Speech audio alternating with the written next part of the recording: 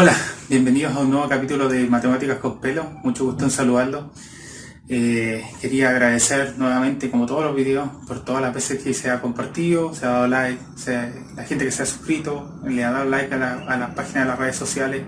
Muy agradecido por todo el apoyo que recibo de forma constante en los videos que yo subo, las personas que hacen desafíos y me comentan. Cuando ustedes quieran pueden allí dentro de la página comentar o publicar acerca de los desafíos, de lo que les va resultando, y si necesitan algún tipo de ayuda obviamente se pueden acercar a mí bajo esa vía. Bueno, después de saludarlos quería comentarles que hoy empezamos con un tema nuevo, ¿ya? Es el tema de los triángulos, ¿ya? Aquí nos vamos a estar detenidos un par de clases al menos, o más de un par de clases en realidad, y vamos a ver todos sus elementos, las formas, vamos a ver su clasificación, ejercicios que involucren las cosas que hemos aprendido antes. Vamos a ver la forma de poder de sacar sus áreas, sus perímetros, etcétera, todas esas cosas. Vamos a ver también en unos anexos posteriores la congruencia de triángulos y la semejanza de triángulos también. Así que nada, pues aquí hay harto que pasar con respecto a los triángulos. Es un mundo bien grande. Lo que sí les adelanto de que el asunto de las funciones seno, coseno, etcétera, eso aún no lo vamos a pasar, debido a que, como bien dije, son funciones y nosotros no sabemos bien el concepto de función, ¿ya?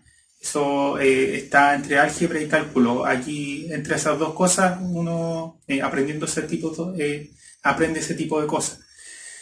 Por tanto, cuando lleguemos a trigonometría, que es la idea que sea después de que nosotros hayamos hecho álgebra, que es mucho tiempo, recién vamos a retomar esto y vamos a aprender lo que tiene que ver con ese tipo de funciones, ¿ya? Así que nosotros nos vamos a restringir acá en aprender los elementos, sus facultades, o sea, las facultades que tenemos para poder resolverlo, etcétera. Y si es que hay que memorizar alguna fórmula, lo hacemos por el momento porque la justificación usualmente viene del cálculo, ¿ya? Y eso es mucho más adelante. ¿Ya? Así que vamos con el tema de hoy. Hoy entonces dijimos que empezamos con el triángulo, ¿ya? Como la representación que tenemos acá. ¿Ya? La definición general es que es un polígono formado por la unión de tres segmentos de recta. Si se fijan, acá hay tres segmentos de recta y están unidos, ¿ya? En realidad no tiene mucha dificultad poder entenderlo. Ahora, las formas que van a tener, las formas de los ángulos que van a tener interiores van a determinar el tipo de triángulo, y ese tipo de triángulo van a tener una característica determinada, que es lo que más ratito vamos a ver. Ya, entonces acá podemos ver los elementos del triángulo. Tenemos los lados, ya que es A, B, C, ya están marcados con el mismo color. Esos son los lados, o sea, el AB es el lado C.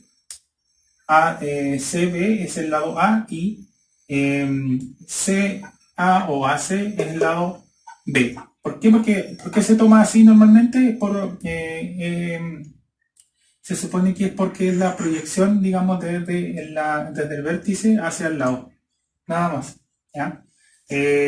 Siempre se toma aquí la letra del vértice, se pone en el lado opuesto. ¿Ya? Después esto va a tener alta preponderancia cuando veamos el teorema de Pitágoras. En algún momento lo vamos a ver.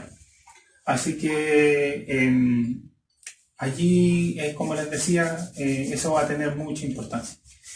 Ya, entonces esos son los lados. Ya, después tenemos los vértices, que son A, B y C. Es bien fácil, ustedes ya conocen cómo son los vértices, ya, que es en realidad cuando está el punto de unión de dos segmentos. Ya, y después tenemos los ángulos, ya, que están circunscritos en este caso dentro del triángulo y van a corresponder a el espacio, digamos, que está entre dos segmentos, ¿ya? En este caso, alfa corresponde al ángulo A, beta al ángulo B y gamma al ángulo C. Esto es genérico, no significa que siempre va a ser así. Ya ustedes pueden ponerle zeta, epsilon y omega, no importa. Lo que se refiere aquí es que son los tres ángulos, por más que sean iguales, se toman de forma diferente, como que son distintos, hasta que se nos diga una característica que los provoque que sean iguales. Pero así como lo hicimos cuando teníamos dos rectas paralelas atravesadas por una transversal, nosotros si no tenemos una justificación no podemos decir, por ejemplo, que alfa y beta son iguales si es que no se me dice que es un triángulo de un tipo, por ejemplo.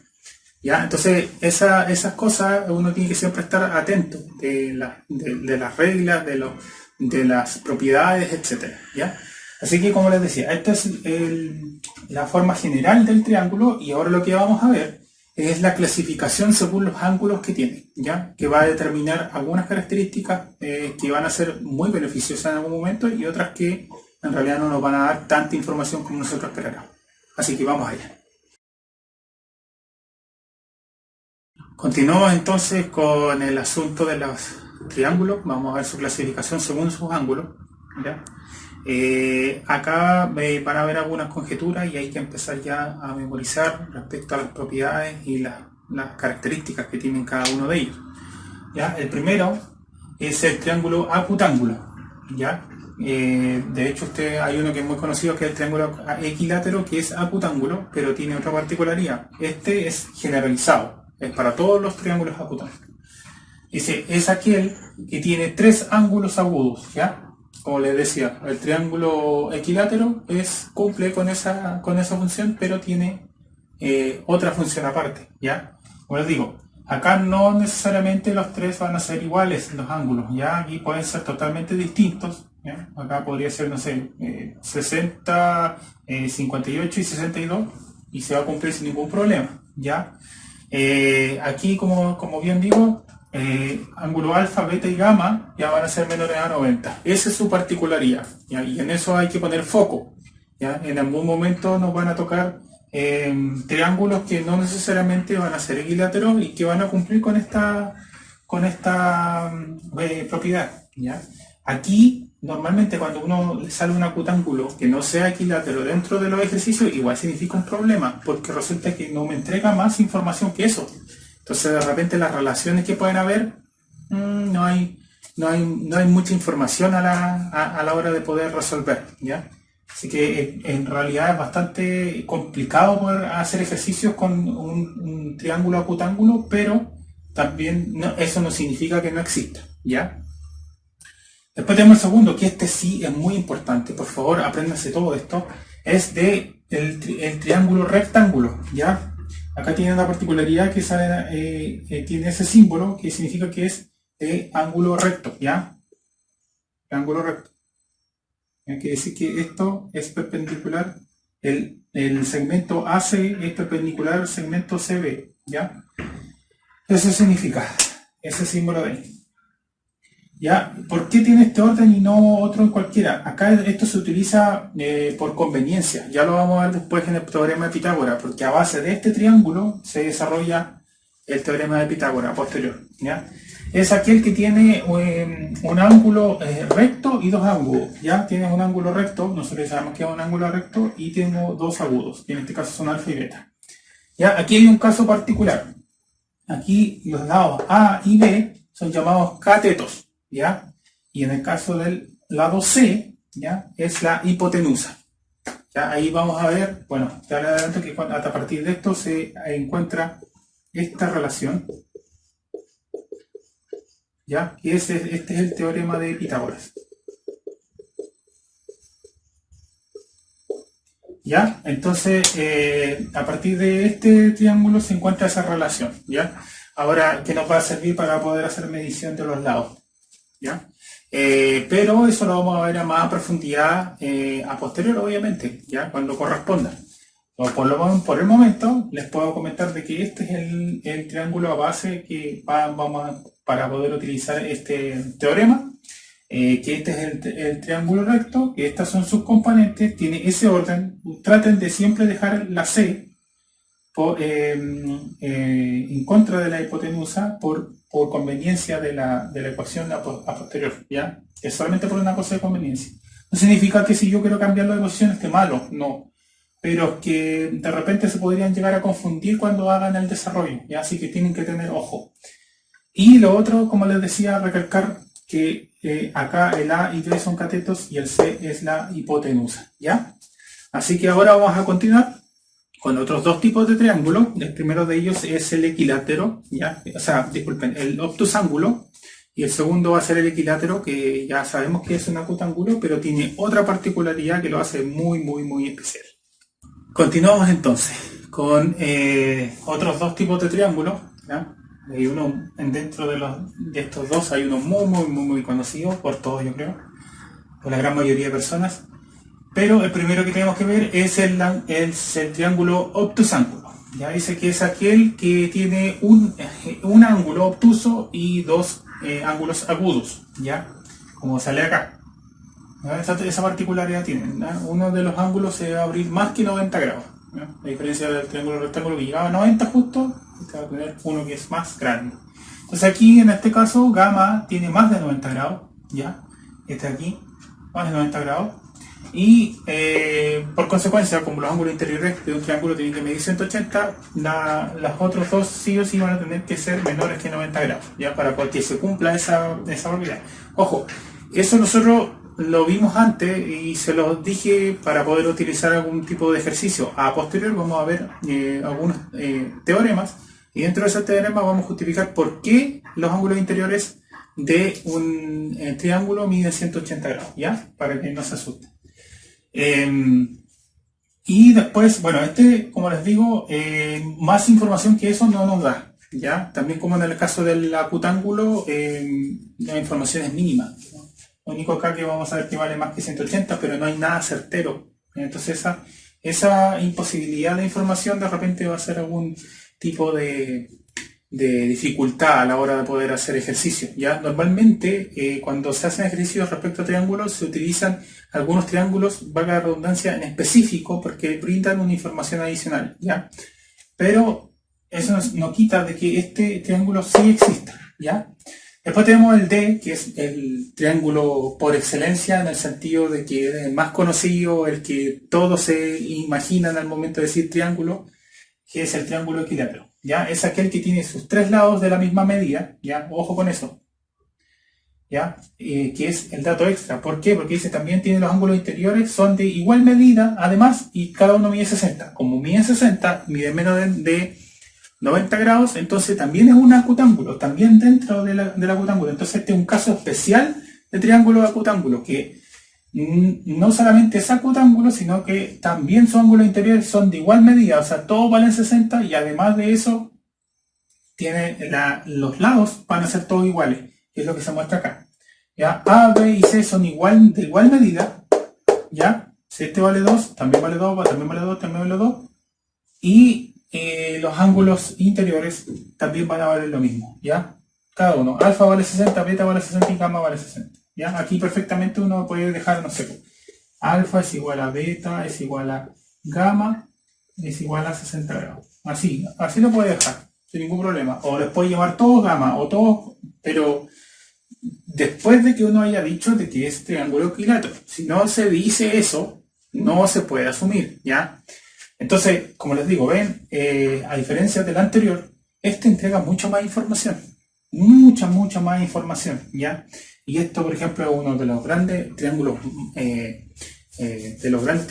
que nos van a servir de mayor manera para poder resolver ejercicios, ya que entrega mucha información con solamente saber el nombre.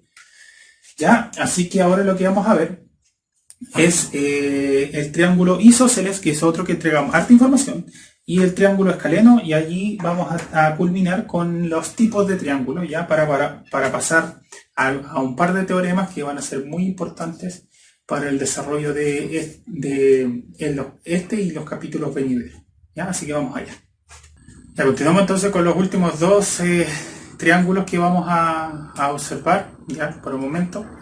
Y yo creo que es lo que nos van a acompañar durante todo este tiempo en el estudio de los polígonos, en particular los triángulos. Ya, como se ha visto en las anteriores dos pizarras, ya siempre va a haber estamos presentando uno que nos da alta información y otro que no nos da información prácticamente. Y este va a ser el peor de todos, de hecho. El primero de ellos es el triángulo isósceles, ¿ya? Dice que es aquel que tiene dos lados de la misma medida. Ahora voy a hacer aquí una concepción, ya, bueno, vamos a terminar de leerlo. Dice también sus ángulos basales son de igual medida, ya, quiere decir que este y este son iguales. Ahora, la particularidad que aquí quiero denotar, que quiero dejar acá una nota, es que los lados que van a tener la misma medida, ya los lados de misma medida, de igual medida, son los opuestos a los ángulos basales. ¿Ya? Entonces aquí se cumpliría esto de acá. ¿Ya? Entonces dice que A y B, ¿ya? A y B son de igual medida.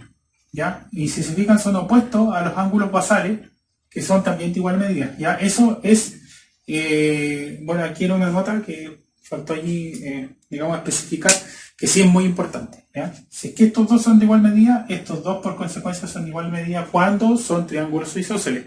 Si se dan cuenta, aquí solamente diciendo que son triángulos isósceles tenemos cuatro datos inmediatos, ¿entienden? Nos da mucha información.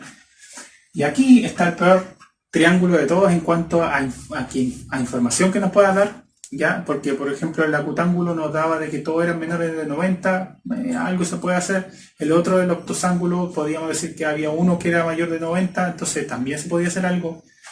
Acá no se puede hacer absolutamente nada porque no se sabe absolutamente nada de nada.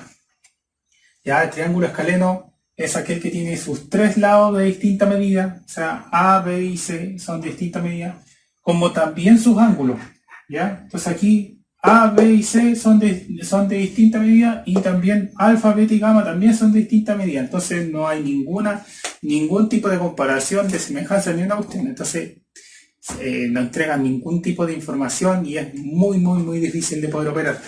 Normalmente el acutángulo, el octosángulo y el escaleno se usan muy poco, muy raramente dentro de ejercicio, ¿ya? Debido por sus particularidades de que entregan muy poca información.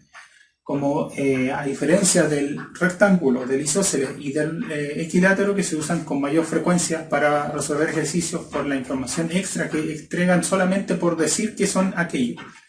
¿Ya?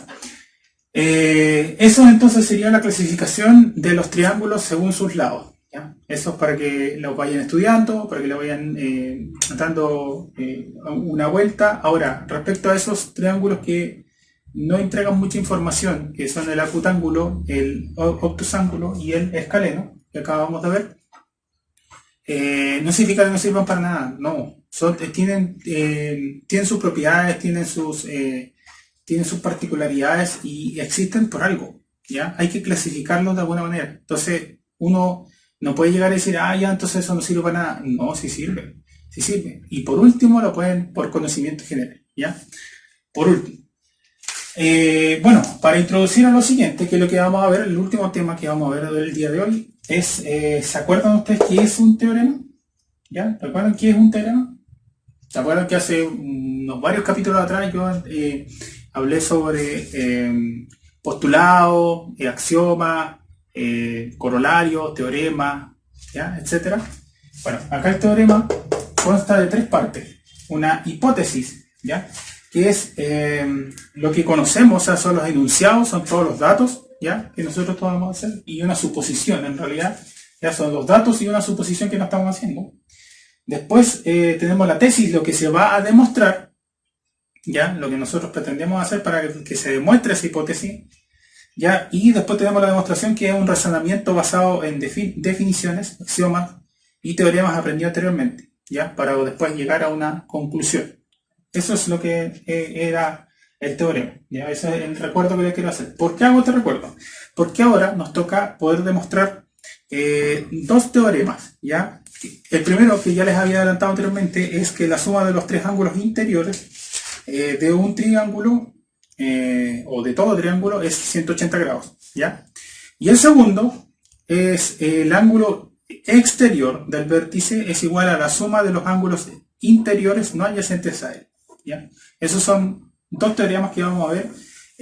Vamos a verlos en particular en detalle, vamos a ver su demostración, ¿ya? Y allí vamos a luego poder demostrarlos y utilizarlos como herramientas para poder resolver ejercicios, ¿ya? Así que pues vamos a ver el primero de ellos, como les comentaba, que es la suma de los ángulos interiores de todo ángulo es de 180 grados, ¿ya? Así que vamos allá.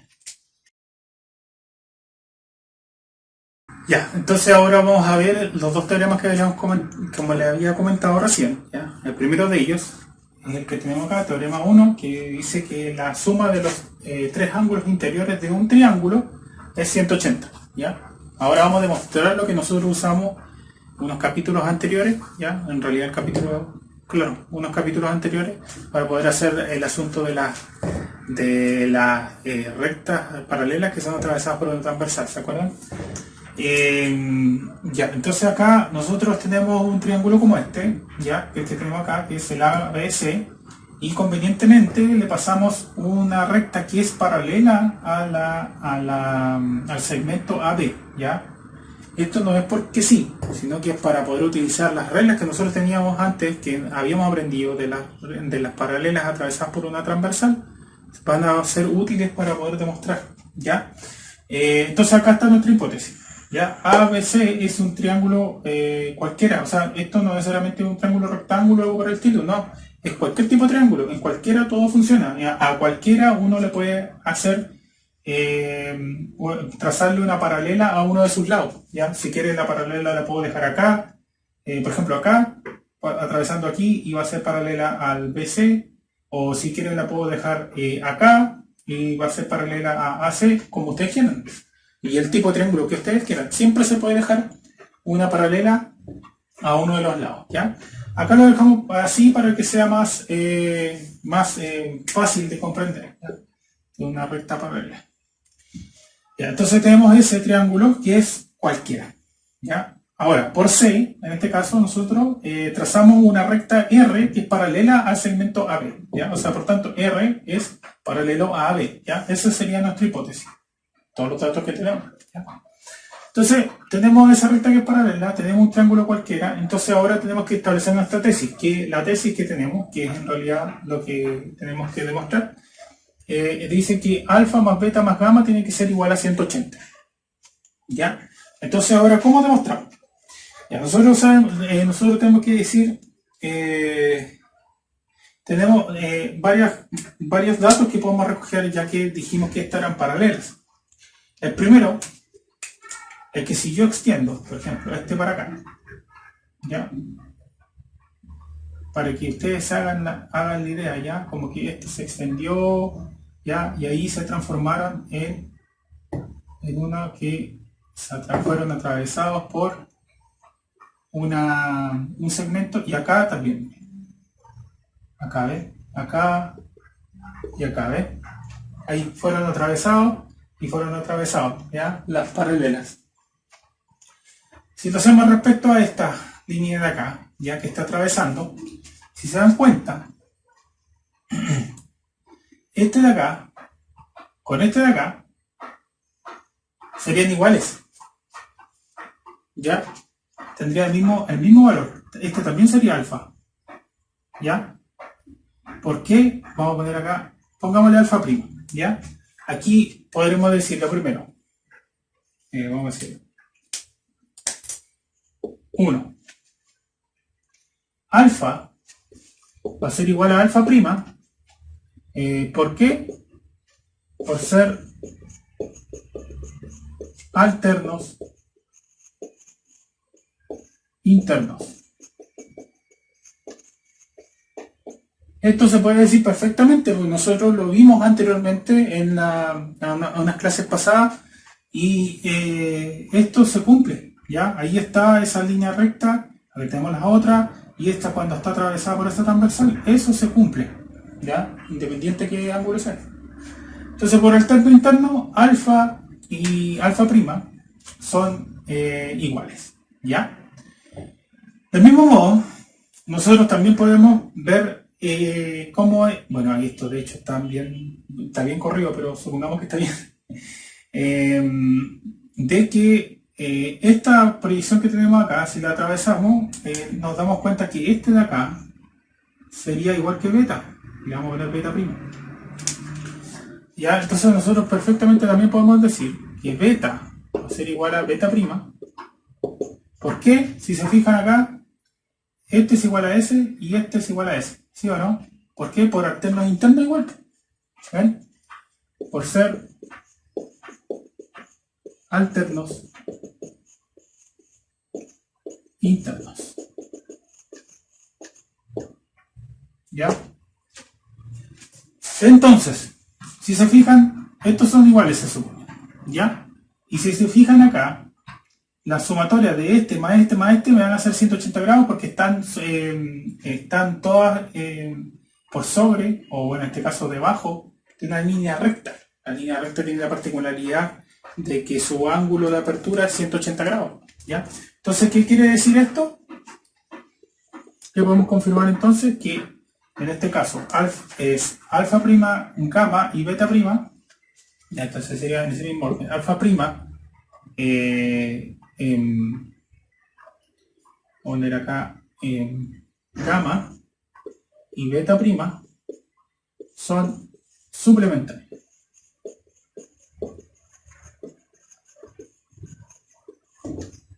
¿Ya? Ya que subyacen de una línea recta. ¿Ya? Salen a partir de una línea recta. ¿Ya? Entonces aquí claramente ya se puede demostrar que alfa más gamma más beta, o sea, alfa prima más gamma más beta prima va a ser igual a 180 grados. ¿Ya? Y que es lo mismo que, como tenemos acá esa igualdad, que es alfa más, y lo vamos a reordenar, ya para que quede igual que arriba, más beta, recuerden que las sumas son conmutativas, ¿ya? Más gamma va a ser igual a 180 grados. Por tanto, gracias a las propiedades, o el alterno interno en este caso, que se hizo dos veces, de los ángulos que están dentro del universo que tiene que ver con las dos rectas paralelas que las atraviesa una transversal, ya se puede obtener la demostración de que esto sí es correcto. Esto sí sucede. ¿Ya? Así que esta es la forma de poder demostrar este tipo de cosas. Yo sé que parecen obvios para algunas personas, pero para la persona que no sabía, aquí tiene una muy buena herramienta de cómo demostrar teoremas. ¿Ya? No requiere mucha complejidad, pero nosotros anteriormente teníamos que saber todo lo que aprendimos antes, ¿ya? Para poder demostrarlo. Si no, no se puede demostrar, así de sencillo. Ya, entonces ahora ya sabemos con certeza que lo que usamos antes estaba correcto. ¿Ya? Que alfa más beta más gamma va a ser 180. O sea, los ángulos interiores, la suma de los ángulos interiores va a ser 180 grados. ¿Ya? Así que vamos a ver ahora el segundo teorema, el segundo y último teorema. Con eso vamos a despedir el capítulo. Que es el ángulo exterior del vértice es igual a la suma de los ángulos interiores no adyacentes a él. ¿Ya? Eso es nuestro segundo teorema que vamos a ver. Y con eso vamos a despedir el capítulo, ya adelantándole que el próximo lo que vamos a hacer van a ser ejercicios, ya, respecto a los triángulos.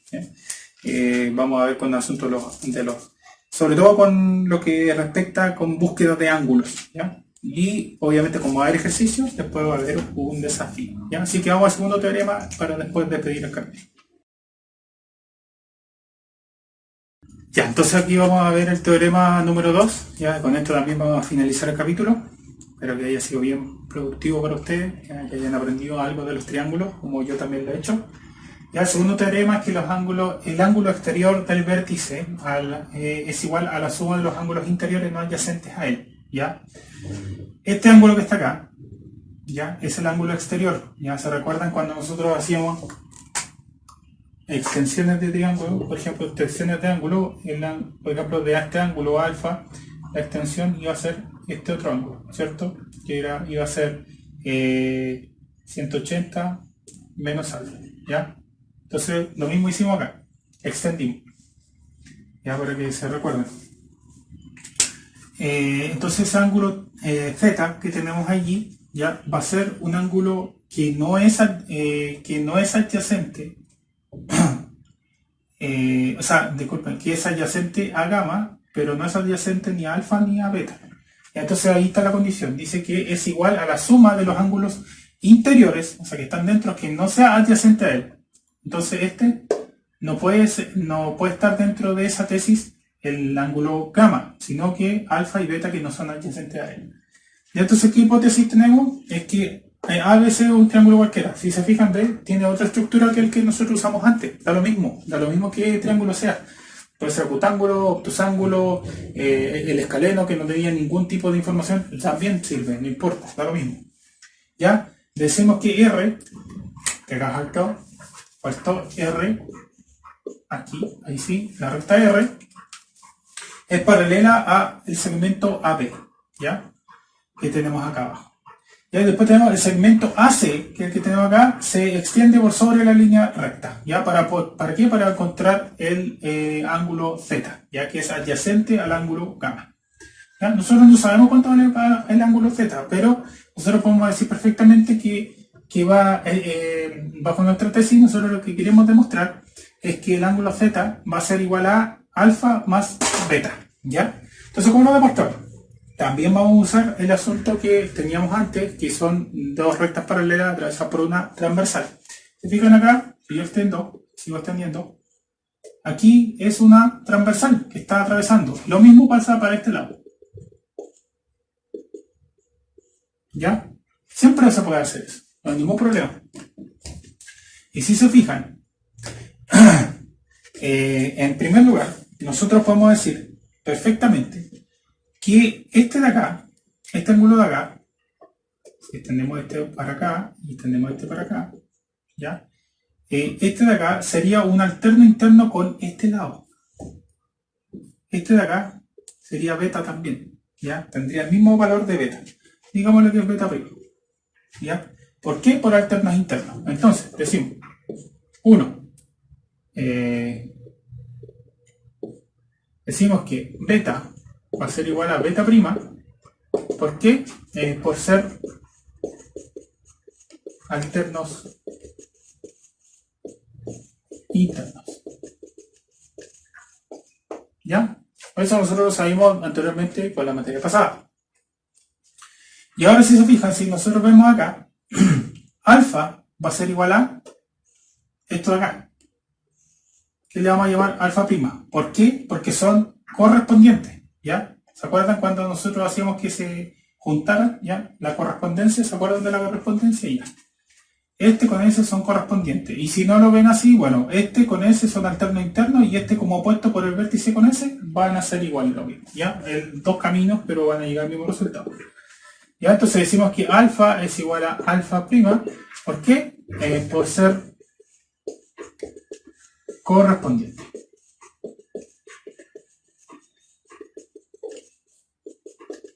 ¿Ya? Tienen la misma posición respecto al corte que tenemos. ¿Ya? Entonces, nosotros perfectamente aquí podemos decir, como ya tenemos información de alfa y beta, ¿ya? Y alfa y beta van a ser, en la suma de esos dos van a ser z, entonces yo puedo decir perfectamente que z va a ser igual a alfa prima más beta prima. ¿Ya? Eso lo puedo decir, porque si se dan cuenta, si yo sumo estos dos, me van a dar z, sin ningún problema. Entonces, como nosotros tenemos esta equivalencia, yo acá perfectamente ya puedo decir, luego, decimos entonces que z va a ser igual a, como tenemos acá, alfa prima es igual a alfa, entonces tenemos alfa más beta prima, que es beta, ¿ya? Más beta. Y ahí queda absolutamente demostrado. ¿Ven?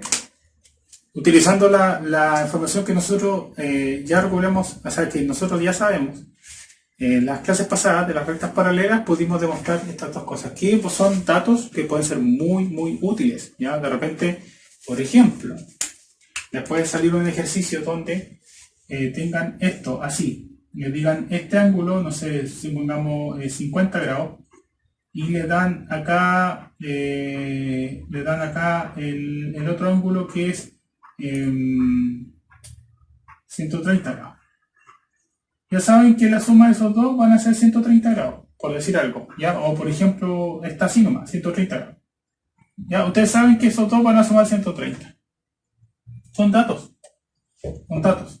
¿ya? Así que son muy útiles, ¿ya? Ambas dos sirven para demostraciones, sirven para cualquier tipo de triángulo, no hay necesidad de que sea alguno en específico. Ahora voy a demostrar, si se dan cuenta, tiene que uno trazar una paralela a uno de los lados que atraviese por un vértice, ¿ya? Y eso es todo, ¿ya? Para poder hacer la demostración, ¿ya? Así que bueno, ojalá que les haya gustado esto de cómo demostrar los teoremas y cosas por el estilo, y como les comenté hace unos momentos en la pizarra anterior, lo que vamos a hacer en la próxima clase va a ser ejercicios acerca de los triángulos, ¿ya? Más que nada hallar ángulos. Aquí también vamos a tener una definición que va a ser una ayuda, que es la definición de bisectriz, ¿ya? Que después la vamos a ver más propiamente tal, pero la necesitamos para poder resolver algunos ejercicios. Ya vamos a hacer varios ejercicios y obviamente, como les decía, vamos a dejar un